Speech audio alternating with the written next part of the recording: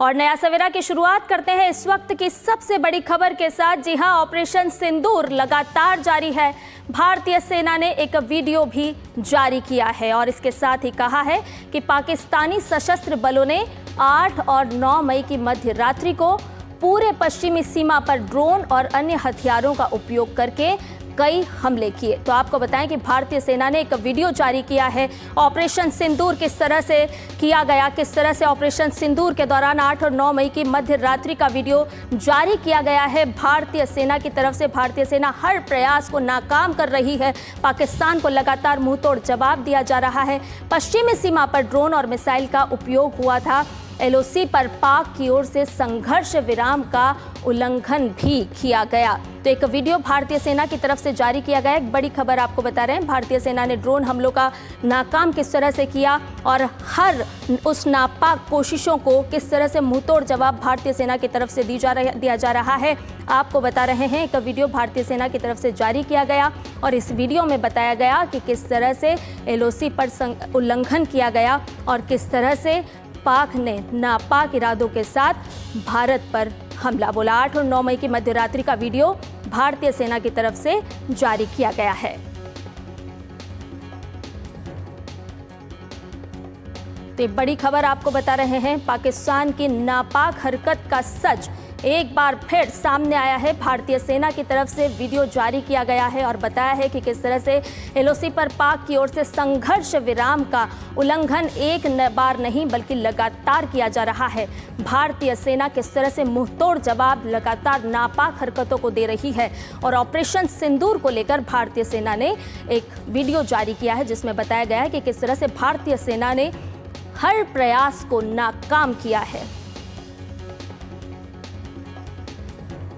Cease fire का उल्लंघन किया जा रहा है पाकिस्तान की तरफ से लगातार, लेकिन भारतीय सेना अडिग है, अटल है और किस तरह से मुंहतोड़ जवाब लगातार दे रही है। एक वीडियो भी भारतीय सेना की तरफ से जारी किया गया है जिसमें बताया गया है कि LOC पर किस तरह से संघर्ष विराम पाकिस्तान की तरफ से उल्लंघन करते हुए नजर आया। इस वीडियो में ऑपरेशन सिंदूर को लेकर के भी दृश्य दिखाए गए हैं। पश्चिमी सीमा पर पाकिस्तान लगातार हमले कर रहा है और इन हमलों को भारतीय सेना लगातार कड़ा मुकाबला करते हुए मुंहतोड़ जवाब दे रही है।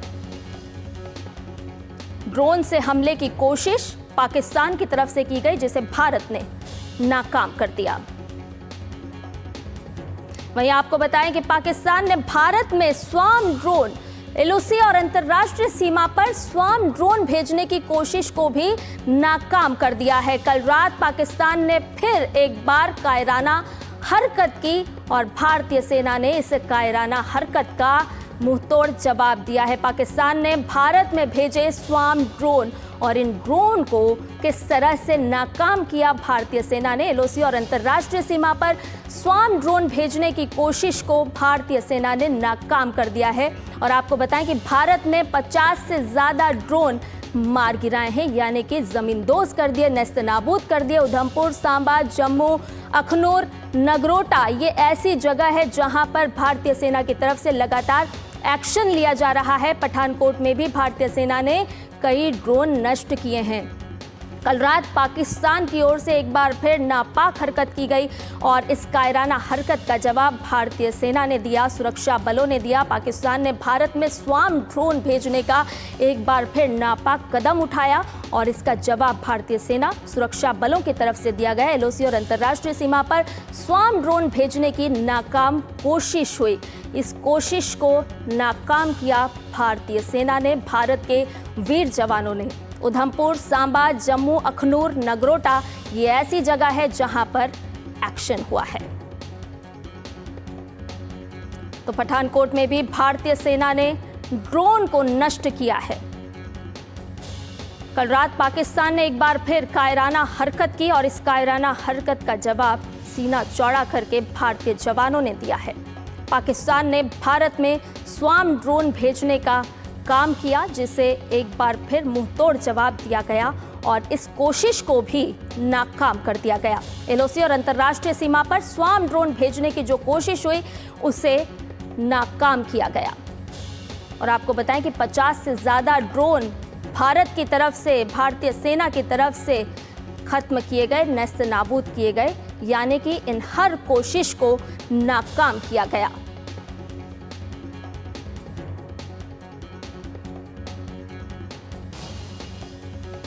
तो सीज फायर का उल्लंघन लगातार पाकिस्तान की तरफ से किया जा रहा है। भारतीय सेना हर मोर्चे पर डटी हुई है, मुंहतोड़ जवाब दिया जा रहा है। भारतीय सेना ने 50 से ज़्यादा ड्रोन भी जो पाकिस्तान की तरफ से हरकत की गई उसे नाकाम करने का काम किया। भारतीय सेना पाकिस्तान के सभी हमलों को नाकाम करती हुई नजर आ रही है।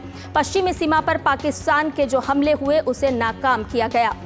सेना लगातार पाकिस्तान के हर मंसूबे को नाकाम करती हुई नजर आ रही है। भारत की ओर जिस तरह से पाकिस्तान नापाक इरादों से आंख उठाकर देख रहा है, तो उन आंख उठाने के नापाक इरादों को भारतीय सेना मुंहतोड़ जवाब देती हुई नजर आ रही है। भारत ने 50 से अधिक ड्रोन मार गिराए हैं, खत्म कर दिए हैं। उधमपुर, सांबा, जम्मू, अखनूर, नगरोटा ये ऐसी जगह जहां पर एक्शन में है भारतीय सेना। पठानकोट में भी भारतीय सेना ने ड्रोन को नष्ट करने का काम किया है।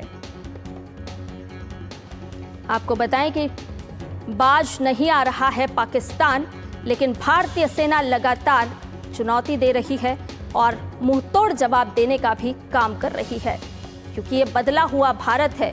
आंख उठाकर देखने की हिमाकत अगर पाकिस्तान ने भारत की तरफ की है तो भारत जवाब देना जानता है। और ऑपरेशन सिंदूर वही जवाबी कार्रवाई जिसका मुंहतोड़ जवाब दिया गया। भारत ने 50 से ज्यादा ड्रोन मार गिराए हैं।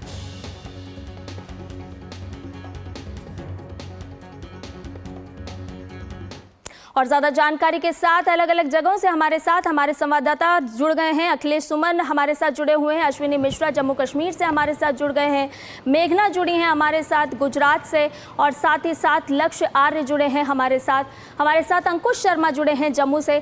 सबसे पहले अखिलेश सुमन आपकी तरफ आना चाहेंगे, आपसे जानना चाहेंगे कि किस तरह से विदेश मंत्रालय ने साफ कर दिया है कि जिस तरह से नापाक हरकत पाकिस्तान की तरफ से की जा रही है तो हम मुंहतोड़ जवाब दे रहे हैं, रण में भी और रणनीतिक मोर्चे पर भी।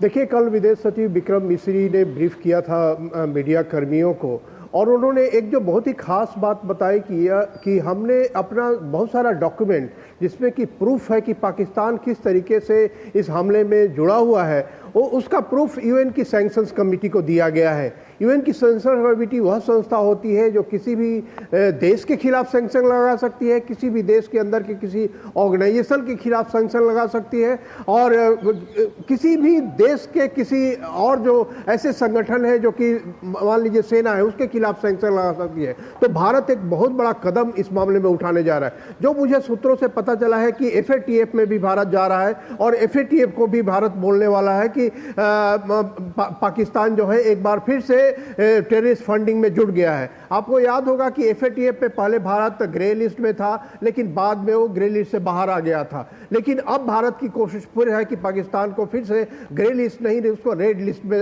डलवाया जाए इस घटना के बाद। दूसरी तरफ वाशिंगटन में अभी एक बैठक होने वाली है वर्ल्ड बैंक आईएमएफ की, और उस वर्ल्ड बैंक आईएमएफ में भी भारत की कोशिश ये है कि पाकिस्तान को मिलने वाला जो कर्ज है जिसका डिमांड उन्होंने किया है उस पर रोक लगाने की व्यवस्था की जाए, क्योंकि पाकिस्तान लगातार जो विदेशों से मिलने वाला कर्ज है, जो अंतर्राष्ट्रीय संस्थाओं से मिलने वाला कर्ज है, उस कर्ज का उपयोग आतंकवाद को फंडिंग करने में करता है। और आज की तारीख में जब वो आतंकवादियों को भेजा उसने कश्मीर में, और उसके बाद उनके ऊपर कोई आरोप न लगे, इसलिए वो एक तरीके से युद्ध छेड़ रहा है भारत के खिलाफ, तो वैसे समय में तो बिल्कुल आतंक फंडिंग नहीं होनी चाहिए पाकिस्तान को। इस बात की भारत पुरजोर कोशिश कर रहा है।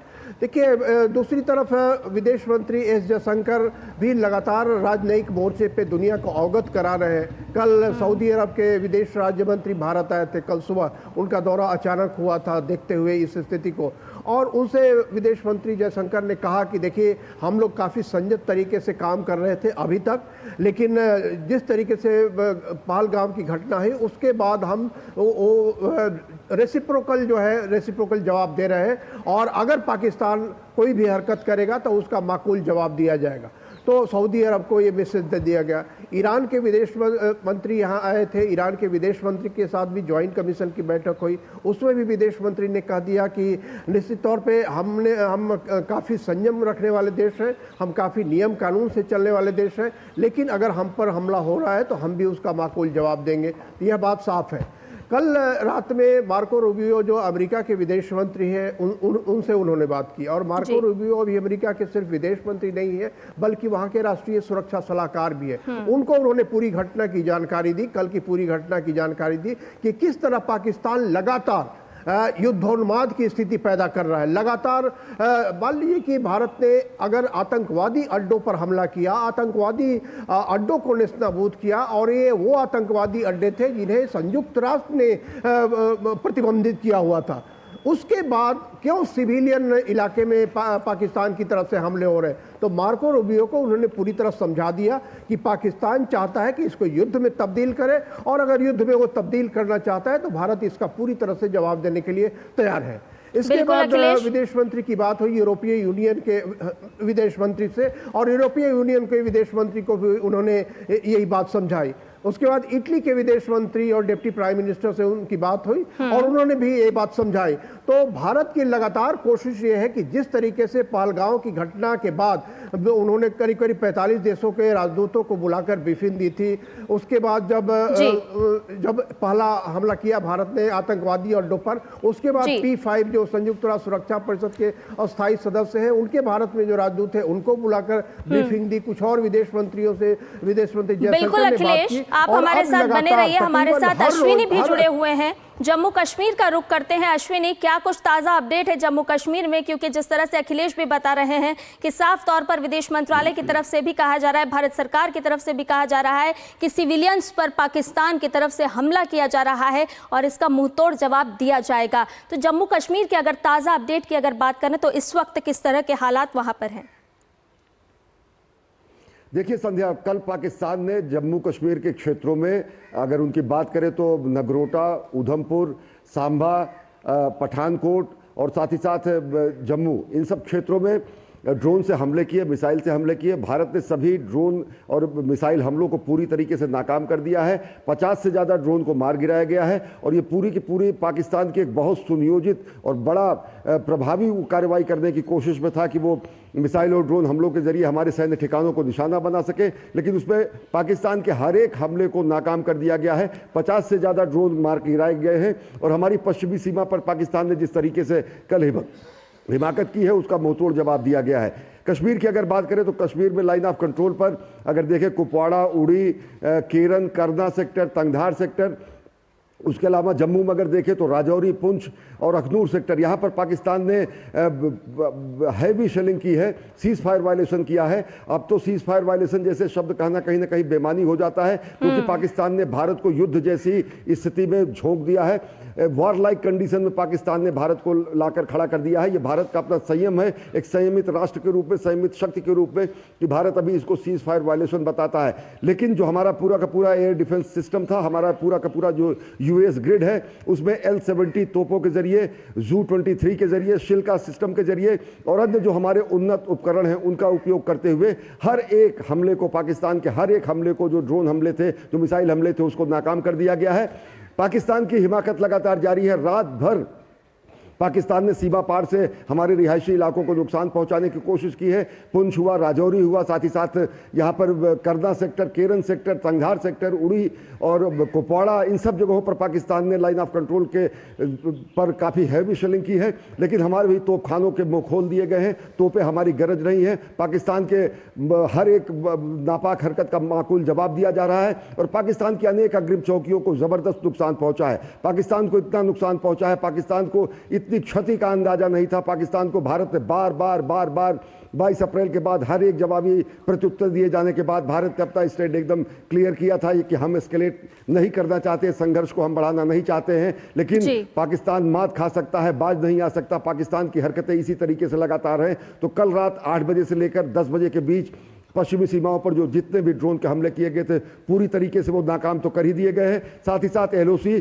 पर जुड़े हुए जहां पर जिन क्षेत्रों में पाकिस्तान ने फायरिंग की है वहां पर हैवी फायरिंग करते हुए भारत ने पाकिस्तान को काफ़ी नुकसान पहुंचाया है। पाकिस्तान फिर उसी कायराना अपने रणनीति पर कायम है। पाकिस्तान हमारे रिहायशी इलाकों को निशाना बना रहा है। पाकिस्तान हमारे अन्य ऐसे क्षेत्रों को निशाना बनाया है जहां पर लोग रह रहे हैं, लेकिन प्रशासन ने और इसके पहले ही उन क्षेत्रों को खाली करा लिया गया है। जान माल के किसी नुकसान की बात नहीं है। पाकिस्तान एक बार फिर नाकाम हुआ है। बिल्कुल अश्विनी, और ये तो अब पाकिस्तान को समझना चाहिए कि भारतीय सेना जिस तरह से उसके हर कोशिश को नाकाम करती हुई नजर आ रही है, और अगर फिर भी नहीं समझेगा तो भारतीय सेना लगातार डटी हुई है। हमारे साथ जम्मू के डोडा से अंकुश शर्मा भी जुड़े हुए हैं। अंकुश, आपसे जानना चाहेंगे, आपसे बात करना चाहेंगे कि आकाश हो या सुदर्शन, दोनों की जोड़ी ने किस तरह से नापाक इरादों को, पाकिस्तान की कमर को तोड़ने का काम किया है। इस वक्त के अगर हालात की अगर हम बात करें तो वहां पर किस तरह के हालात नजर आ रहे हैं, क्योंकि भारतीय सेना हर मोर्चे पर डटी हुई है, हर एक उस प्रयास को नाकाम करती हुई नजर आ रही है।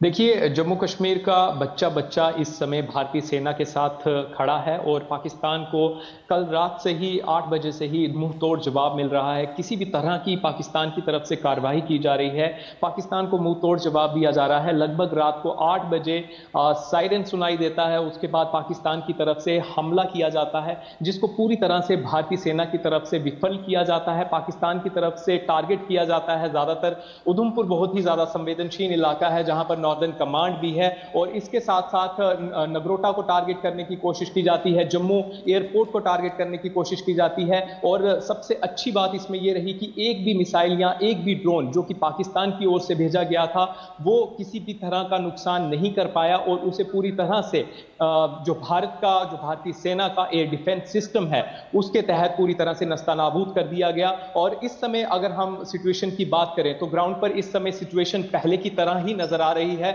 लेकिन स्कूल्स, कॉलेजेस, इंस्टीट्यूट्स बंद रखे गए हैं जो कि प्रिकॉशनरी मेजर्स के लिए रखे गए हैं। और इसके अलावा जो डिस्ट्रिक्ट एडमिनिस्ट्रेशन है उनकी तरफ से बार बार लोगों से अपील की जा रही है, पैनिक की सिचुएशन बिल्कुल भी क्रिएट ना करें, और पैनिक होने की बिल्कुल भी आवश्यकता नहीं है। और इसके साथ साथ जो डिस्ट्रिक्ट और मैजिस्ट्रेट हैं अलग अलग जिलों के, वो पूरी तरह से लोगों के साथ संपर्क में हैं और किसी भी तरह की कोई भी आपत्तिजनक सिचुएशन से लड़ने के लिए पूरी तरह से तैयार हैं। 24/7 कंट्रोल रूम्स इस्टेब्लिश किए गए हैं जहां पर कोई भी मदद ले सकता है। और ये भी आपको जानकारी देना चाहूंगा कि जिस समय रात को 8 बजे ये हमला होता है, उसके बाद 2 बजे के करीब एक बार फिर से सायरन सुनाई देता है, जो कि थोड़ी बहुत पैनिक सिचुएशन जरूर क्रिएट करता है। लेकिन उसके बाद 4 बजे के करीब एक बार फिर से पाकिस्तान की तरफ से गोलाबारी की जाती है, जिसका दोबारा से पाकिस्तान को मुंह की खानी पड़ती है और मुंह तोड़ जवाब जो सिक्योरिटी फोर्सेस हैं उनकी तरफ से दिया जाता है।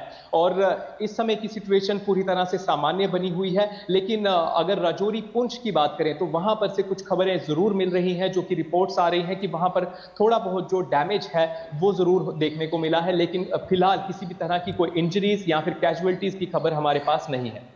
बिल्कुल, हमारे साथ शैलेंद्र भी जुड़े हुए हैं। शैलेंद्र, आपका रुख करते हैं। शैलेंद्र, आपसे जानना चाहेंगे कि इस वक्त लक्ष्य आर्य भी हमारे साथ राजस्थान से जुड़े हुए हैं। पहले लक्ष्य के पास चलते हैं। लक्ष्य, जिस तरह से हम कल रात भी देख रहे थे कि किस तरह से हलचल नजर आ रही थी, किस तरह से पाकिस्तान लगातार अपने नापाक मंसूबों को, नाकाम मंसूबों को सफल करने की कोशिश कर रहा था, लेकिन भारतीय सेना किस तरह से डटी हुई है, किस तरह से हर उस मंसूबे को नाकाम करती हुई नजर आ रही है। तो राजस्थान की अगर हम बात करें तो वो कौन कौन सी सीमा है जहां पर चौकसी बढ़ा दी गई है, साथ ही साथ अगर सिविलियंस की बात करें तो किस तरह के उन्हें समझाइश दी जा रही है, किस तरह से उन्हें अलर्ट पर रहने की बात कही जा रही है, क्योंकि हमने देखा कि किस तरह से मॉक ड्रिल का भी आयोजन किया गया, क्योंकि उसमें एक आम जन की भी सहभागिता, उसकी भी भूमिका बहुत ही महत्वपूर्ण हो जाती है। बिल्कुल संध्या, बिल्कुल सही कहा आपने, क्योंकि जितनी अहम भूमिका सेना की है, जितनी अहम भूमिका जिला प्रशासन की है, उतनी ही अहम भूमिका जो आम जनता है उनकी भी है। कि जन भागीदारी के बिना जिस प्रकार से जो ब्लैकआउट लगाया गया या जिस प्रकार से जो मॉक ड्रिल की गई, उसका सफल आयोजन पॉसिबल नहीं है। कल मैं बात करूं, कल 9 से 4 बजे के बीच ब्लैकआउट लगाने के निर्देश जारी किए गए थे। जो 4 सीमावर्ती जिले हैं जहां पे ब्लैकआउट लगाने के निर्देश जारी किए गए थे, शाम को निर्देश जारी हो गए थे। जैसलमेर, बाड़मेर, बीकानेर और जोधपुर में ब्लैकआउट लगाने के निर्देश जारी हुए थे। वहीं 9 बजे के बाद में ड्रोन हमलों की जो आवाजें सुनाई दी स्थानीय लोगों को, उसके बाद में जिस प्रकार से पाकिस्तान की दोबारा एक नापाक हरकत को हिंदुस्तान की जो डिफेंस सिस्टम है, एयर डिफेंस सिस्टम है, उसके द्वारा उसको नस्ते नाबूद कर दिया गया, उसको नष्ट कर दिया गया, जो लगातार ड्रोन हमले किए गए। परंतु जो महत्वपूर्ण है कि इस दौरान किसी भी प्रकार की जान माल की हानि नहीं हुई। हर प्रकार की जो हमले पाकिस्तान के द्वारा जो प्रयास किए गए, उसको जो यहाँ का वेस्टर्न कमांड है और डिफेंस सिस्टम है, उसके द्वारा उसको नष्ट कर दिया गया। वहीं जो अहम है कि न केवल जिला प्रशासन बल्कि वेस्टर्न कमांड के साथ में जो बीएसएफ है, वो भी मुस्तैदी के साथ लगा हुआ है।